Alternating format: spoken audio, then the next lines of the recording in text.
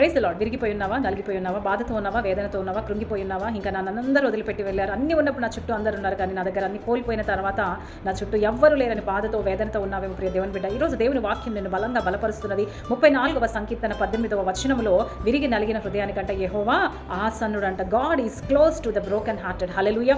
ఈరోజు నీ జీవితంలో అందరూ, నీ భర్త, నీ భార్య, నీ పిల్లలు, నీ కుటుంబ సభ్యులు, నీ బంధువులు, నీ రక్త సంబంధులు, శ్రేయోభిలాషులు, స్నేహితులు అందరూ నిన్ను విడిచిపెట్టి వెళ్ళొచ్చు, కానీ మన దేవుడంట విరిగిపోయినప్పుడే మనకు దగ్గరగా, క్లోజ్గా, ఆసన్నుడుగా, సమీపముగా ఉంటానని దేవుడు వాగ్దానం ఇస్తున్నాడు. కాబట్టి ఈరోజు దేవుడు కూడా నన్ను వదిలిపెట్టి వెళ్ళిపోయాడేమని చెప్పి ఆలోచన చేస్తూ నీ టైం అంతా వేస్ట్ చేసుకుంటూ ఇంకా కృంగిపోతున్నావేమో ప్రియ దేవుని బిడ్డ.